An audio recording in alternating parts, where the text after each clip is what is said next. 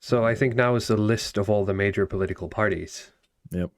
But did you want to talk about the No, I mean, I think we uh, did cover sort of like this point, but it's something that, like, looking at the sort of post-war history, you see that there are many Norwegians who actually want sovereignty, and like that was sort of a little bit white pilling for me. Like, there's a significant amount of people who, on some level, like they just want to be like, I want to be able to control their own lives. They want to be able to have their own culture, but they keep having to compete with this kind of need to modernize and upgrade the technology and grow the economy and so forth. So that always seems to win out. Like, that's, for me, is like the real sort of two sides to the political spectrum, is that those people who actually want to be sovereign, the people who want to like modernize and just go with the global homo train to yeah. wherever. So Yeah, and because of the way bio-Leninism and democracy works, I mean, we know which way Cthulhu swims, right? So, yep. um, okay. Let's have some fun looking at just a general view on the parties that are vying for power. This will probably be useful later if somehow we, end up covering an article at a later date and we're referencing a party. You can go back here and get like a general overview of what this party is. So first we have the conservatives, or directly translated, the right. This is one of the oldest parties in Norway, dating back to when the parliament was created, if I remember correctly. Um, they come with I mean, you can sort of just reference my last stream on the failures of conservatives in a sense. What I would say is that because of the way Norwegian politics works, they are very similar to Labor. Oh yeah. They're they're off-brand Labor in a sense, This with a bit more, with like you get Labor, but maybe your taxes go down like a couple of percent.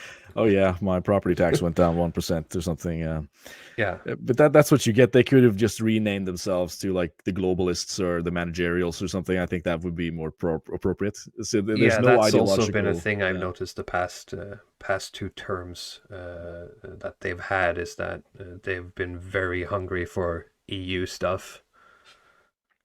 Yeah, always have been. So Yeah. it's no, but they are basically completely chemically cleansed of any ideological content whatsoever. So I do remember, like, I was when I was younger, I was brought onto some sort of youth meeting for the right, and I remember, like, there were still some people there, like they had theologians and some lawyers that were in the party that had some sort of this is what conservatism means, and like this is the vision for Right. the conservatism. But now it's basically, it's like it's money, power, and homosexuality. It's really like this party. Yeah, I went on So their website just for fun to when I like researched this just to update myself on what do they mean, and it's just the first thing you're met with is some incredibly blue pilled stuff really, and LGBT promotions. oh yeah. Yeah, So I mean, I don't they've think been. there's any. Sorry, what? Yeah, so, like, yeah, I think we just agree on this one. It's not a very exciting party to talk about, but they No, it's are sort not of the because the power structure along with the Labor Party. That yeah, this is like this kind of dual head, Cerberus, or yeah. two heads of the same sort of managerial system. So Thanks for the correction, Nordanon. Um, all right, we'll move on to Labor, or the Workers' Party, directly translated. Um, this is the other coin, um, or other side of the coin. That is the conservatives' Labor thing. Uh, this is pretty much the same, but maybe we want a bit of a bigger state. We want to increase the welfare of the bureaucrats and the high educated people. I oh think yeah, I think, I mean, if you. labor has suffered, I'd say, the same thing as any social democrat party has in Europe the past 10 years, in that, suddenly they, like, you don't know who their voter base is because it sure as shit ain't the workers Well, anymore. they destroyed their voter base. I mean, when they Right. exported the industry, they have basically, like, we talk about sort of replacement and that kind of stuff for replacing voters, but they, like, these labor parties have basically already destroyed the manufacturing industry and replaced them with, like, people on welfare. So I think of it as, I mean, you have this economy that's a public-private partnership, and like the conservatives represent the private part of it, and the labor represents the public part of that partnership. Yes. Yes. So Same thing, slightly higher taxes as Nordan, and that's pretty correct. They are now in power, and I noticed that my taxes went 1% up one place, and they went 1% down another place. So, hooray for democracy. oh yeah, there we go. Um, I have a question here from Mongolian Doggerland. He asks, have you had a track and trace equivalent in Norway, and have they tried using the existing digital infrastructure to ameliorate its interaction? I think he mentioned something about Bank ID, but I'm not sure what the track and trace is. If you can expand on that, Mongolian, we can have a look. All right, should we just move on? Move on. Then it's the Centre Party, or formerly known as the Farmers' Party. Oh yeah. They're interesting in that, in a sense, they're like a one topic party. They represent the farmers, and that's about it. But they have seen a boost in recent years from the Because it's interesting, because in most of my lifetime, I never heard any talk of them at all. It's just been like this sort of labor and then conservative, but yeah. I mean, now they're a part of the coalition, and they were able to absorb, I think, a lot of the votes from conservative and a lot of the votes Yes. from FRP, like the progressives, because they've been going to this more of like this little bit more protectionist, nationalist kind of decentralizing platform that's been able to capture a lot more votes. And like they seem, sane. They don't have too many like crazy people yet. So I think it's a sort of an attractive, sort of optical alternative for the conscious Norwegian voter. Certainly. And when you add to the fact that the last year saw the merger between a lot of counties all over Norway, the Farmers' Party is still sort of the go-to place if you're against that, and I think a lot of people are. Oh, I do. I mean, it is that for a lot of these. That sounds maybe that sounds sad, but for a lot of Norwegians, like these sort of municipal places and the sort of counties that have these specific names, and they have their own departments, so like the sort of grocery stores and the names, like that's a kind of identity thing for a lot of them. So it's how centralization destroys anywhere. Yep. So I think a lot of the popularity also comes from sort of like a protest against that. Let's move on. Then it's the Christian Democrat Party. Strange beast, because as far as I understand, they used to be a lot more based than they are today. And so they've lost voters hard pretty much because their entire voter base has been Christians. But now they've adopted more and more, globo homo. And weirdly enough, that's not popular with actual Christians. Well, I mean, I think that like this party has just kind of also been just in these like last 16 years, their vote base, because Norwegians are just less Christian now. Like it is just dropping. It is almost just dropping like a stone. And they have sort of an identity crisis in terms of what are they going to emphasize, because they've kind of the progressive movement has just ratcheted up, so they can't go back on abortion, for instance. That's just been set to like 3 months rule, and they can't pull that back, so they don't try to go for that, and they don't try to go repeal gay marriage, and so you just end up with this kind of like centrist they sort of liberal, have the same thing that talked about in the conservative stream that they have the same view of like, okay, well, this fight is done, so it's, we can't talk about it, basically. Yeah, and that's basically so they have no ideological content left. So they basically started allowing non-Christians to join the party. They're on Yeah. board with all of this sort of like progressive talking points. So the only reason they exist now is just to facilitate the kind of pipeline of that public money into Christian organizations.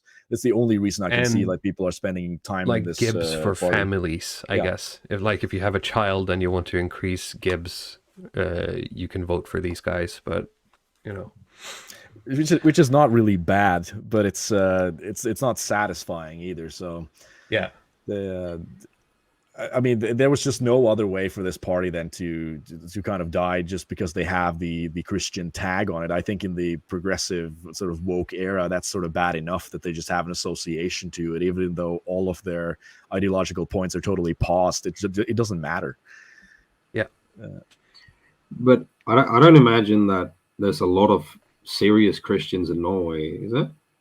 No, not No, a they're lot not. of them, but they do exist. But we're going to cover like the new Christian party later. That's Yeah. like the sort of more like hardcore faction of this. Okay. Well, you say Of this hardcore, party, I so- would just say like it's the leftover Christians, really, the people who are actually Christian. Yeah, the people Actual are Christian. actually Christians. Yeah, so you can't call it anything else. I mean, that's what sort of happened in the West. And I saw so much of it in the 90s with all of this liberal theology that went on, and they try to make it modern and hip and cool. And of course, it just doesn't work. It never works. So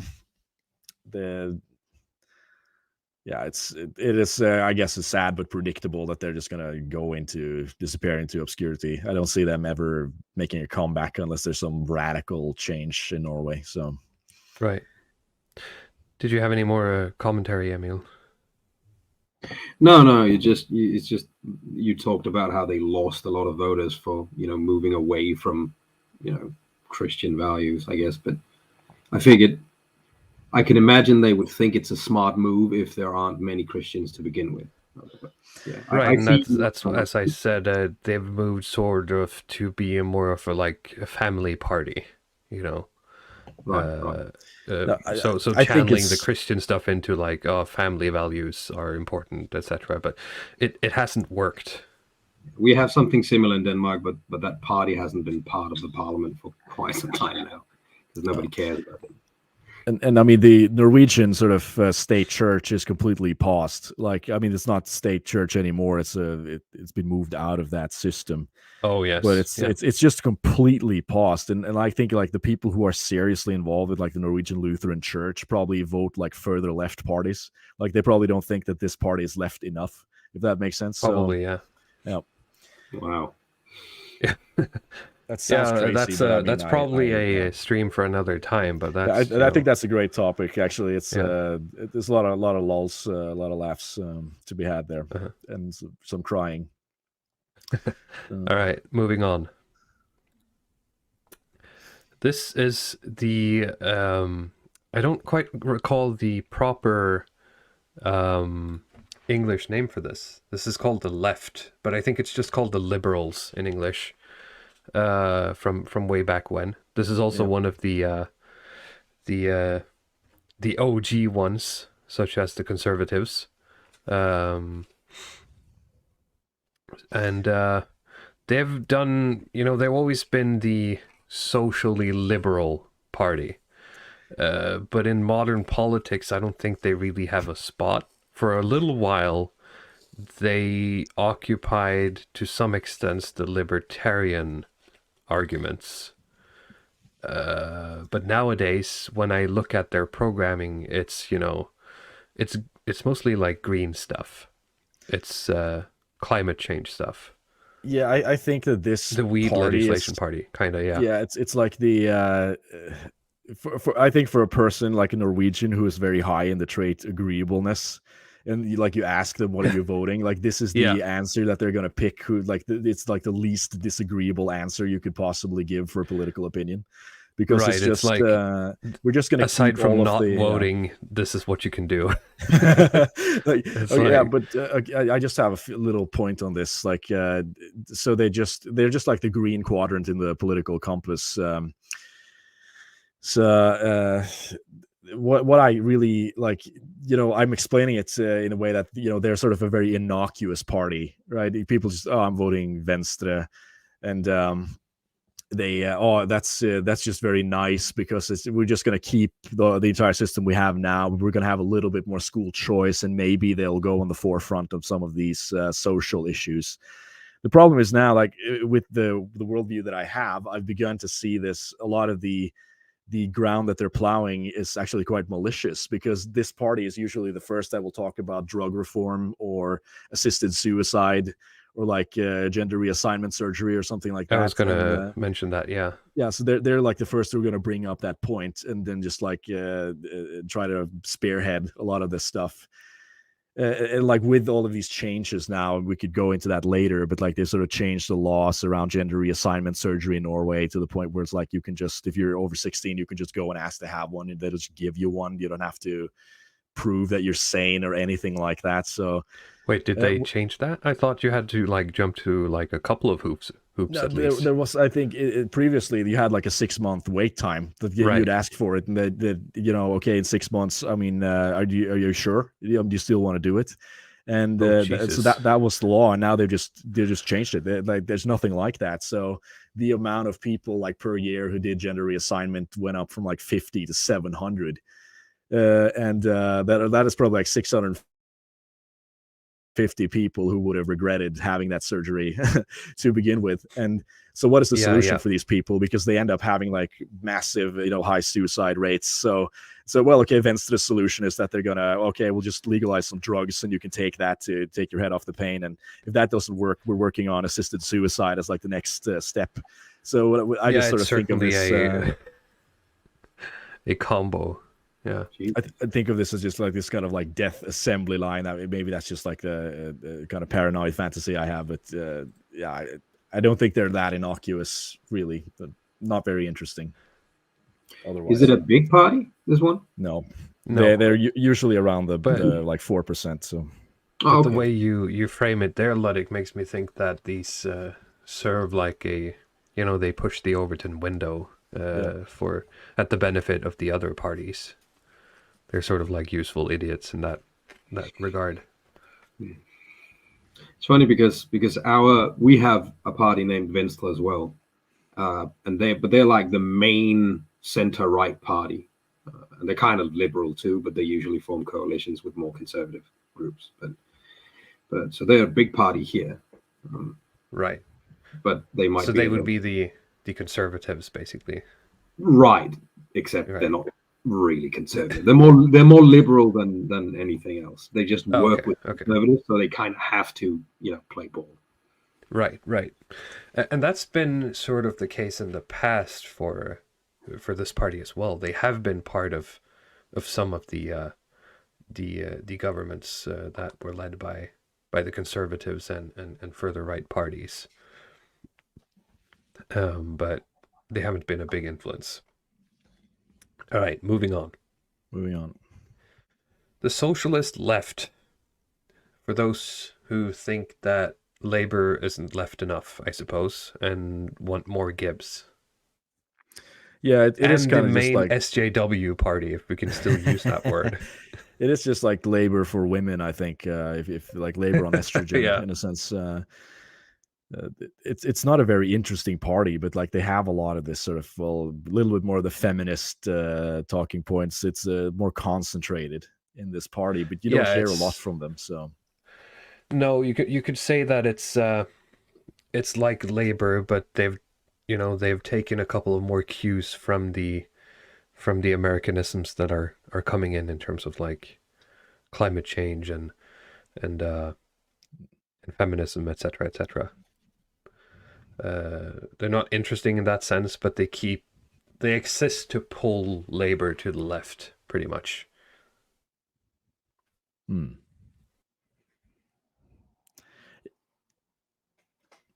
Did you want to add anything? No, I have nothing to add on them. Okay.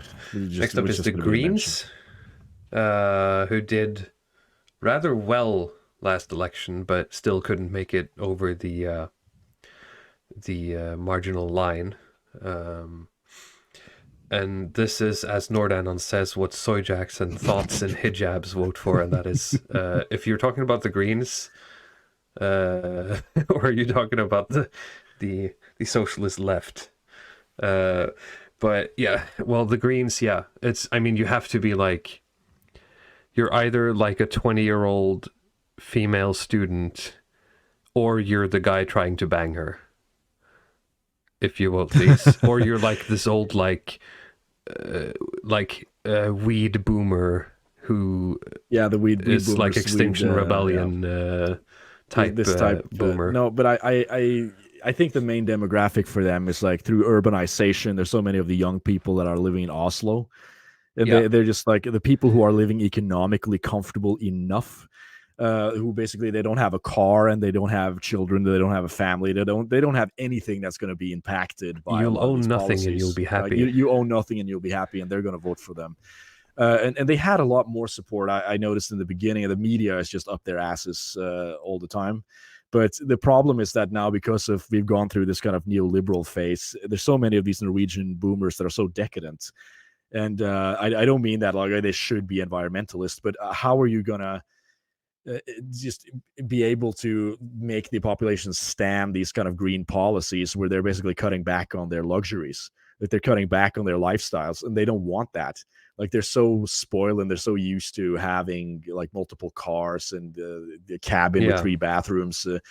So every time they enact something that just hurts their wallets or hurts their lifestyle a little bit, they just wince and they start voting for conservative or right labor. So yeah, I don't think anyone outside of Oslo really likes them, Nordanon. I think that's like a given. It's like nobody likes these guys.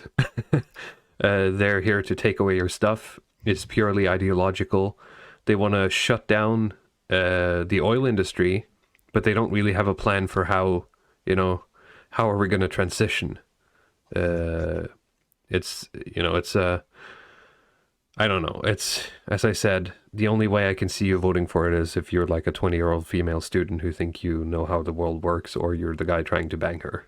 Oh yeah, and just going back to the decadence points, because I think they're starting to realize that like a lot of these Norwegians are just so comfortable with their lifestyles, they can't cut back on it. They have to go to these kind of like techno utopia type talking points where right, they're going to have like nanobots that are going to eat all the carbon and put it under the ocean. A lot of this sort of nonsense that I think only very naive people believe in it. So they sound a lot like one of the parties we have called the Alternative, which is kind of it's a green party, and it presents itself as being transcending the right-left dichotomy, and have like all these weird ideas of what would you call it? I guess organic solutions, but they don't have any solutions. They just talk and they say things that sounds nice, if it could be done. But when people ask them how they're going to do it, they don't know. And so no one really takes them seriously. Yeah, that sounds familiar in that sense. But they did gain a quite sizable boost this election, and mainly that was probably because the was it the EU Climate Commission report or something like that was released like a month before the election, in which the EU had pretty much fired its previous board and rounded up a bunch of guys who were gonna give him a more favorable result, let's say. And lo and behold, the report that was released was fire and brimstone, and we're all gonna die unless you give up all your money to the state. Mongolian Doggerland asked about isn't there a fewer toll roads please party too? There is, but they're not really relevant anymore. Who knows if they'll be relevant next election? Maybe, but they lost pretty hard because they're a one story party, so to speak. They only care about the toll roads, and they somehow got tangled up in trying to answer questions about immigration and stuff. which isn't a good optics. But it's also like it's a tiny party, so it's not reliable in that sense.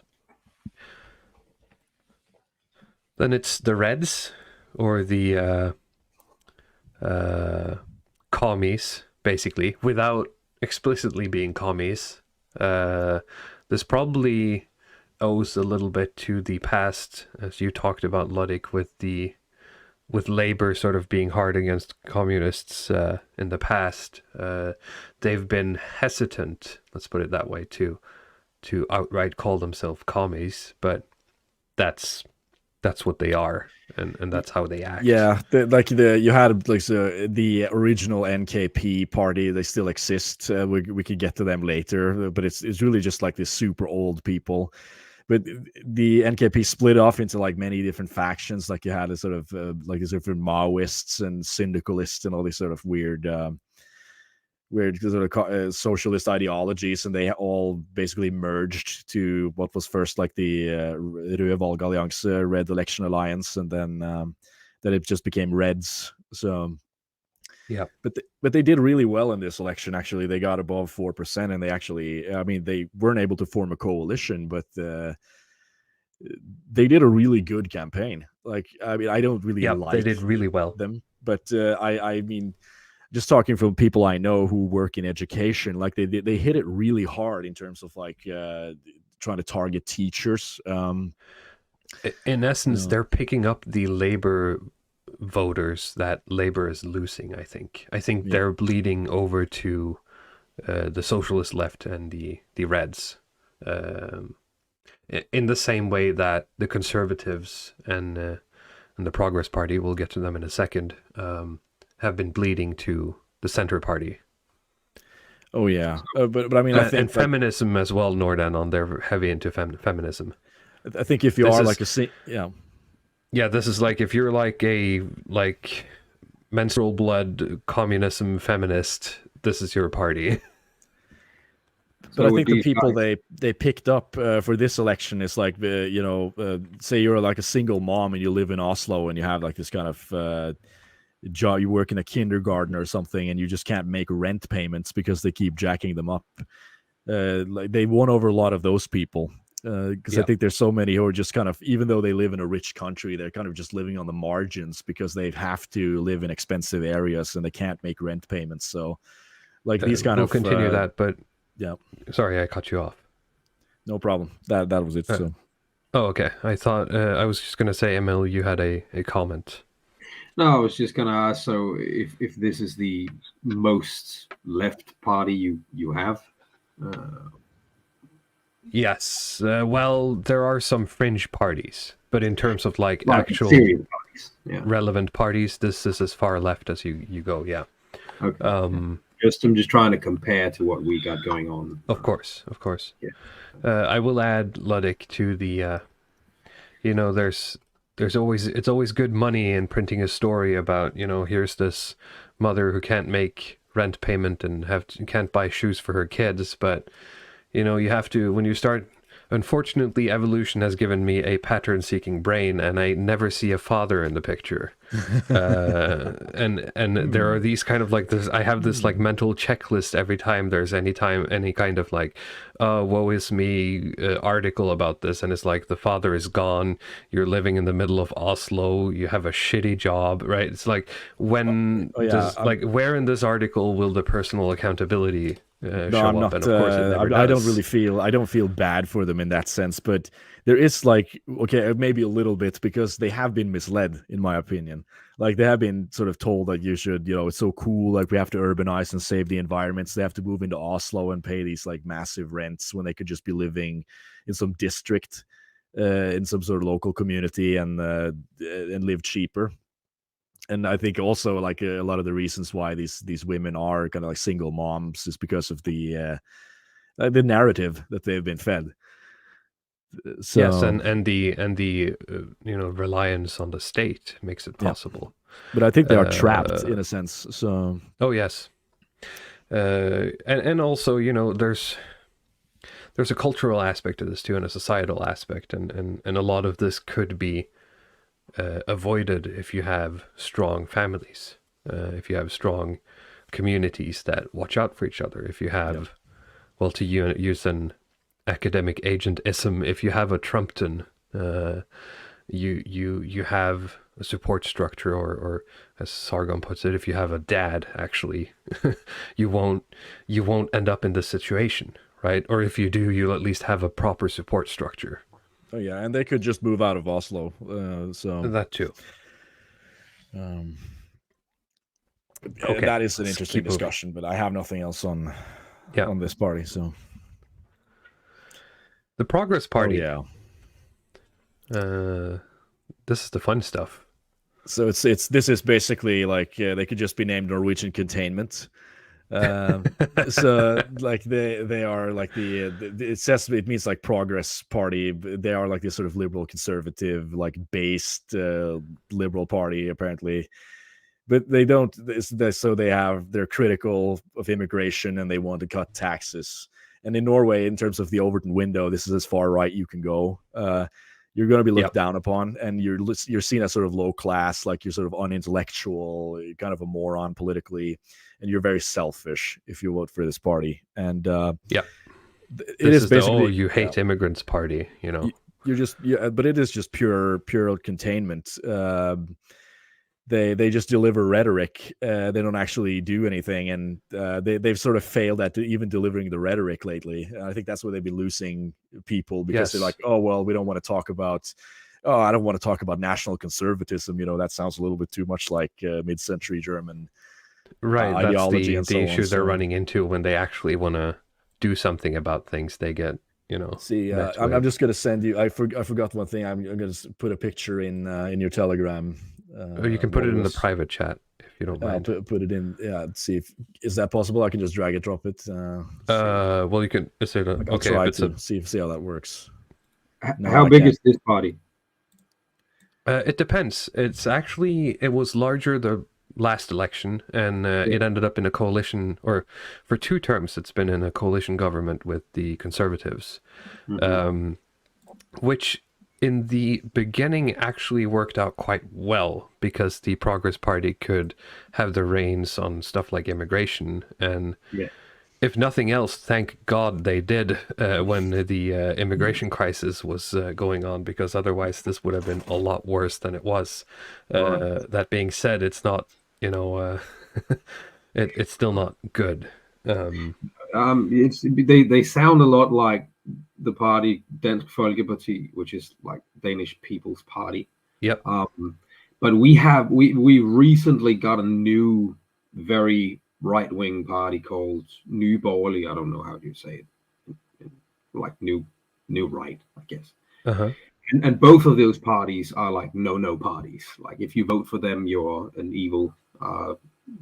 You know, cue all the slurs and the buzzwords. But the Danish People's Party has actually been rather big and big enough to actually impact.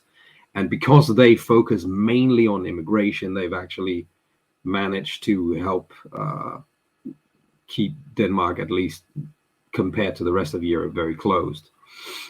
And it was actually this party that the current government, you know, lured a lot of voters from by saying, okay, we're not going to be lenient on exotic guests. So they kind of convinced a lot of people that, oh, okay, well, then it's fine. But then they backtracked, of course, like politicians do. Yeah. We have rumblings of that, but we'll get to that later in a short while. I have some interesting things to say about that. I think you could just share the image that I put in the Telegram quickly, because I think it's just funny. I forgot to put it in the link sheet. I will share the image. It's in Norwegian, so again, I'm sorry. We'll do our best to translate the contents, of course. How do I? Here we go. Yeah, I'll zoom in a bit. So this is like a Facebook ad that I get for like the last election for the sort of Westfold, the FRP and like it's just basically, I'm just going to translate, the Morten Yeah. Stordalen as his name. Well, honestly speaking, the UN is often pulled in when other part as a sort of correction, as a directive for how Norway is supposed to organize itself in different cases. FRP, like this Progress Party, we've always been critical of the UN. The country who's stoning women and throwing them in jail is now put in the FN's Council for Women and Women's Rights. So they're basically just doing this kind of like pro-feminist counter-jihad. That's their messaging. And I'm just sort of sitting thinking there, but this is very recent too. So, I mean, who do they think their base is? Like, is this what they're worried about? Yeah, I don't know. As you say, it's a form of, it's a containment in the form of, hey, look at this, get outraged about this, instead of thinking about your local community, I suppose. I don't know. No, I get it, but it's like they're trying to basically say, well, we're the real feminists, the real Progress Party, So, I mean, at this point in 2020, is there anybody who still feels that way? Like, if I'm the real feminist, like maybe 10 years ago, maybe 5 years ago, but yeah, so. The Overton window doesn't allow for anything else to exist, so they end up in the same, I go back to the previous stream of the failures of conservatives. You either have to play the game or you're out. And the way a democratic system works, you have to play the game, so you have to be part of this evil system, right? And so then you end up supporting feminism when you're in theory against it, right? So pretty much covering that, they do have a libertarian streak, and they've also had a history of, let's say, colorful characters in their party, which is also why it's led to their image of being sort of like a rambunctious party. Like if you support these guys, you're low IQ, right? Yep. Which I don't think is true. When you look at how many people vote for them, I don't think that's true. I think it's just I think I wonder if they almost play that stuff up, because they have people like, say, Tybring-Gjedde, for instance, who's actually like this very intellectual guy who's on the Nobel Committee. But like they're almost just kind of like canceling him in a sense, like they don't think he's kosher enough, because he's just he doesn't come with any of this nonsense like, oh, well, it's not economically beneficial for our welfare system to take in these immigrants. Like, he'll just say straight up, I'm just nationalist. I don't want them here because and you saw that as well with the Listhaug case, where the party was the one who sort of pulled her out in the end when she was actually, doing the things they said they were going to do. So